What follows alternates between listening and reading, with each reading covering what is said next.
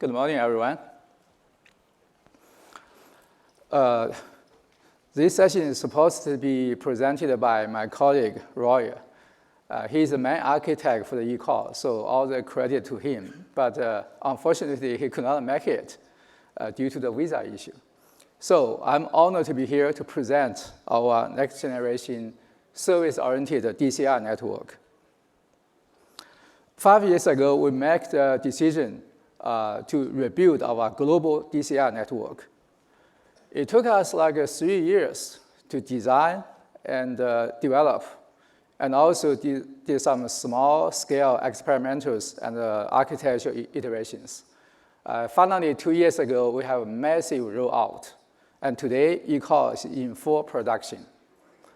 So we got a lot of helps from our partners and also from the open communities. So today, I would also like to share our design and deployment experience.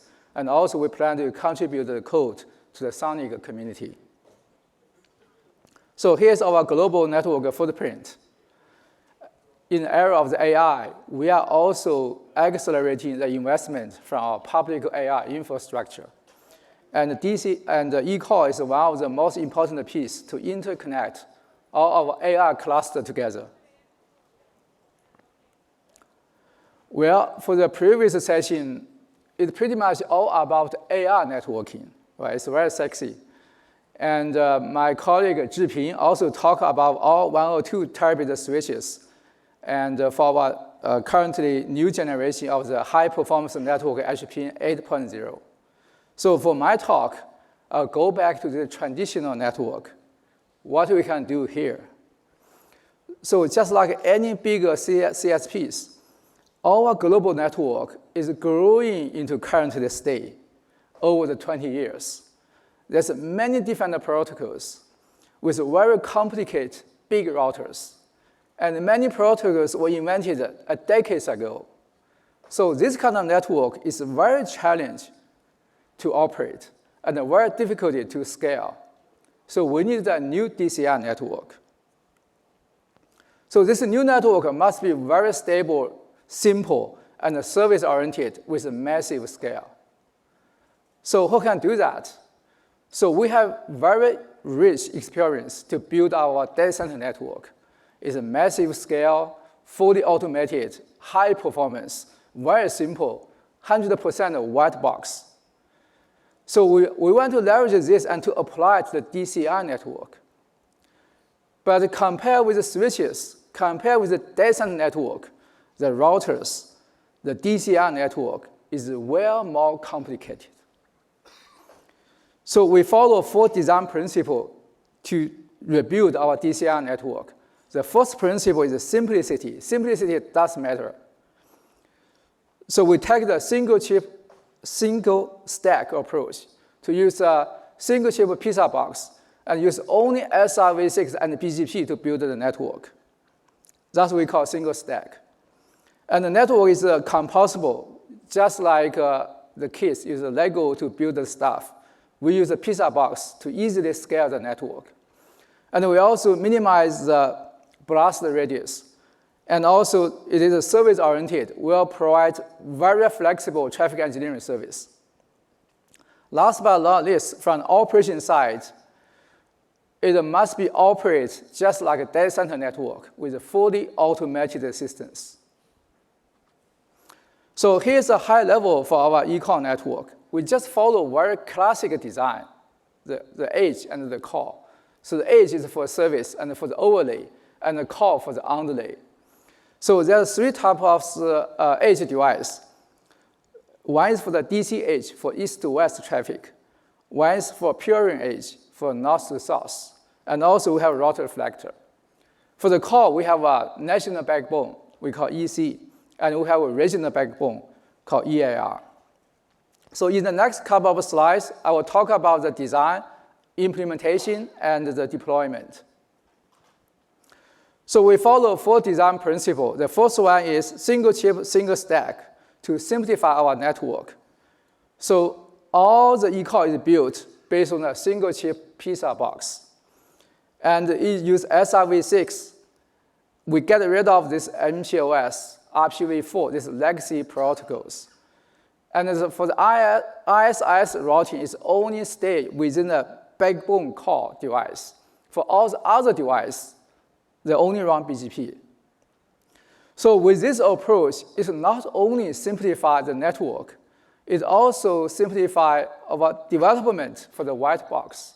So believe it or not, we only have a total less than 10 people, including hardware and software engineers, to develop this white box for our eCore. One thing I want to highlight for the feature velocity. So usually for the bug fix and some regular features, it only took us a day or 1 week to develop, then took a few weeks to test and roll it out. Compared with our previous network with the big routers, at least 6 months, and usually take a year or 2, right? I mean, it's really amazing. You know what I'm talking about. The second design principle is composable architecture. So everything is built based on the single chip pizza box. So we have a multi-plan design. Each plan could have 4 to 8 different pizza box. And we also have the multi-space design. If you need more bandwidth, you just add more space. It's just like a Lego. Okay? And for the routing, we have multi-routing domain to just try to isolate the failures to reduce the blast, reduce the blast radius. So here comes the third design principle. How can we minimize the blast radius? As you can see here, here's an example for the 4 plans, right? So the ISIS routing protocol is only stay within each plan, and is only between the national core routers. So the scale of the ISS domain is reduced by 2 orders of the magnitude. Okay. For all the other routers, it's only run BGP and SRv6. Well, here's come out our last design principle, service-oriented. I mean, certainly this is the most critical part for our eCore. So if you ask the question, what's the most fundamental service for your global network should provide? It must be traffic engineering. So there's a different way to do the traffic engineering. And the most classical way is use RP DSCP to classify the traffic and put it into the TE tunnel. There's many restrictions for that. So for example, there's only 65 DSCP values. And DSCP is usually for diff service, and now it had to be tied together with the TE tunnels. And it also relies on the features such as PBTS to the traffic steering. So it's complicated. And certainly we don't want to develop these kind of features for our white box. So we need to invent. We have invented a very simple way to provide very flexible TE service. How do we do that? I mean, it's really difficult to explain how it works in just a few minutes, especially if you don't come from the backbone network background. But I will give it a try. Okay. So we use SRv6 VPN, which we call service seat. It is nothing but IPv6 address, 128 bits. This service seat, because it has 128 bits, they can carry a lot of more information. So it's not only carries the VPN information, it also carries the TE class information. So for the endpoint, it could be server, could be any gateway, virtual machine, container. They just put the service seat there. When the packet go to the eCore, the edge device, they look at the service seat. They get the overlay information, which is the VPN. They get the underlay information, which is the TE class, then put into a certain SRv6 policy, go into the TE tunnel. That's all you need. So that's the 2 biggest advantage. One is a flexible TE service. Because the seat is 128 bits, they have enough information. So we can provide a very granular service, could be per IP prefix basis. So for certain talents, for certain application, they can go to different paths, go to different service providers. So it's very flexible, very granular. Second is very simple.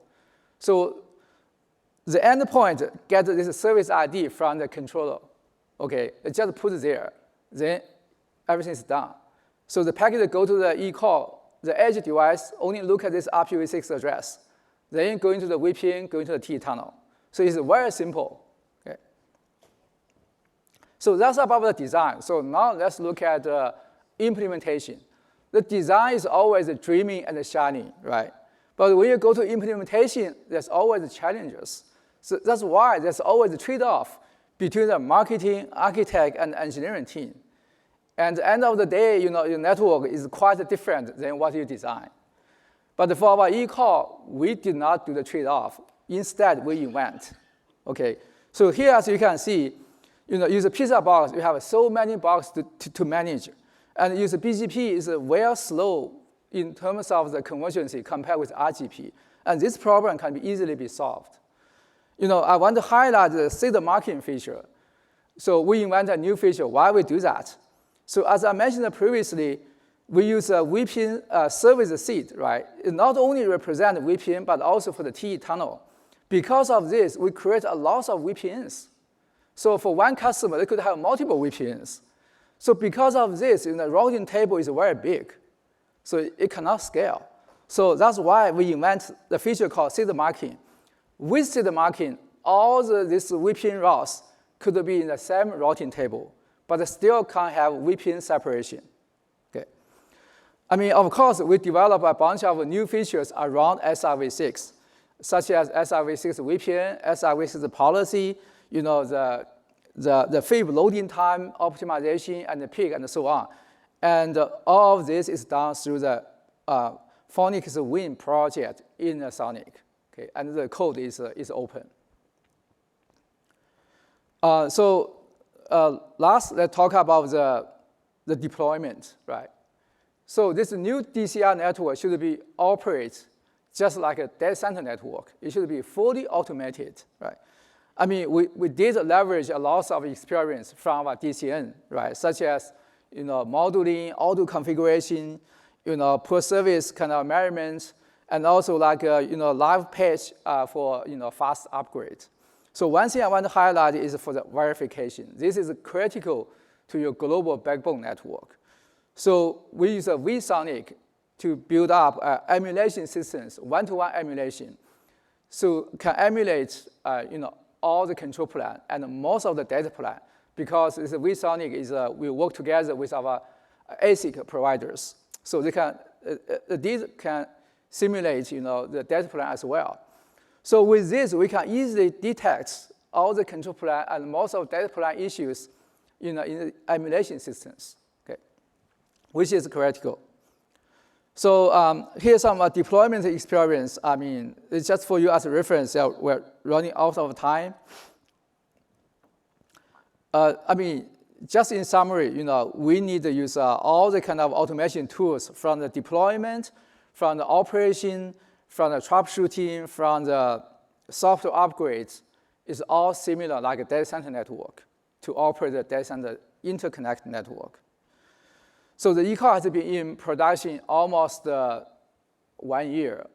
Okay, we started 2 years ago. Okay, so we're happy right now because it solved pretty much all the problems we really care in our previous network, from almost all the angles: simplicity, stability, fast convergency, capex reduction, operation simplicity, feature velocity, and also very granular traffic engineering service, and even more important, even for supply chain point of view. So we're really happy with this new DCI network. Because this network is built around SRv6, so I will take this opportunity to thank the Cisco segment routing team, especially Clarence, for his continuously innovation for the segment routing. And also want to take this opportunity to thank the Cisco Silicon One team for our close collaboration to develop the white box for our DCI. And right now, we're working together for our second generation white box based on Cisco P200, which is 51 terabit. Can you imagine you have one single chip for 5 routers? So I remember 10 years ago, I worked for Cisco. The whole rack of the routers, I mean, it's even less than 51 terabit. So now a single chip, okay. So that's my talk. I will hand over to Manish from Cisco. He's also my old friend. Thank you. Thanks, Dennis. Yeah.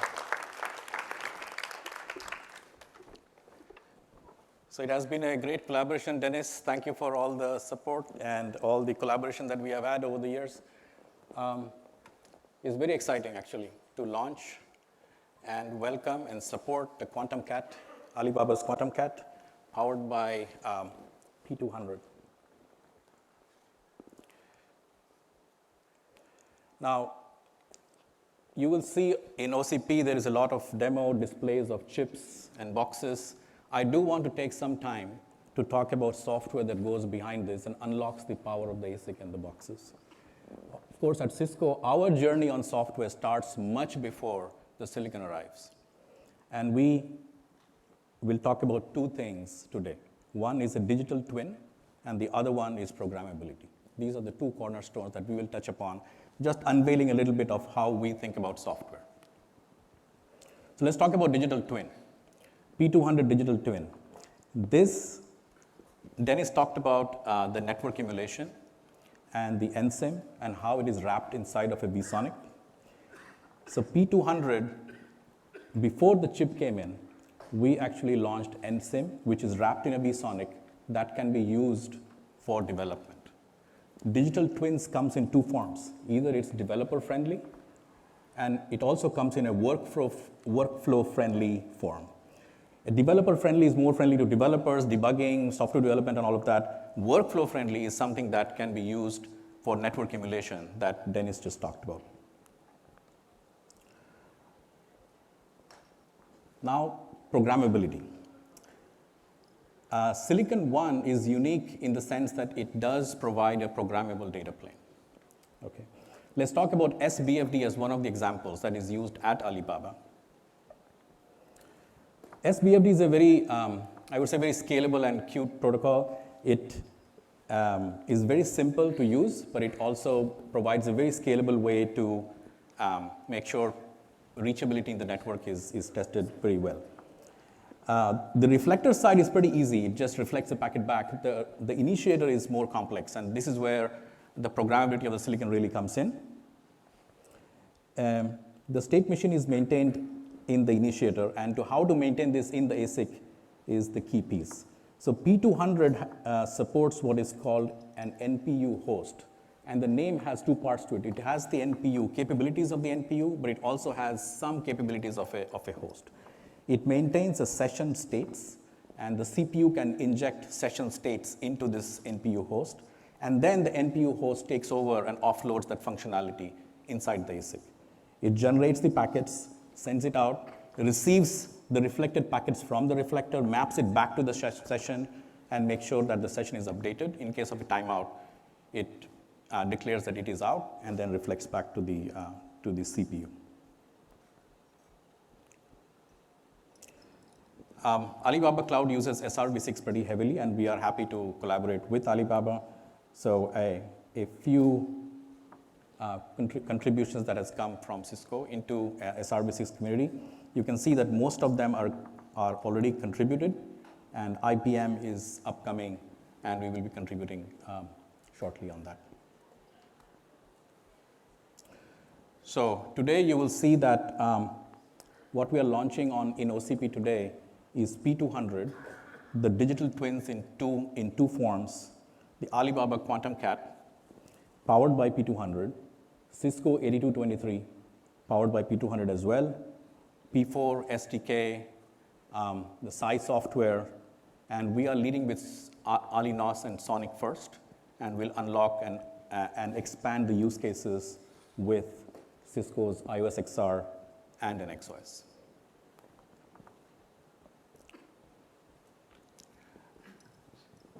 Dennis, would you want to talk about this for a bit? So this is Sonic Routing Group. There's a call to action. Talk to us after the session is done. Thank you so much.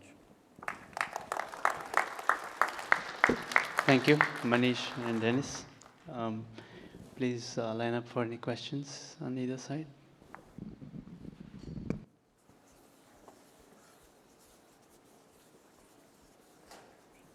All right, I'll take a question, maybe to Dennis. Can you talk a little bit about any challenges you had transitioning from your legacy network to the new network? Yeah, I think this is a very good question. Our previous network is called AGN, right?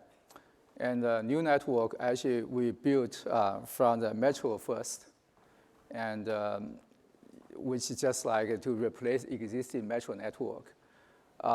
Then going to the backbone, since we have like a multi-plan design, so we just built one of the plan. So you take like 1/5 of the bandwidth, right? Then you have like a connection with the AGN to the eCore with this one plan to switch like 25% of traffic first, then gradually migrate to this new network. And we do have some existing MPLS like core device. So we have to be, the new architecture has to be compatible with that. So fortunately, this device can use a 6PE feature. So basically, we can have SRv6 use a 6PE over existing MPLS core device. So it's pretty much, smoothly, I would say. Yeah. All right, thank you. Yeah. Thank you. All right, thanks a lot.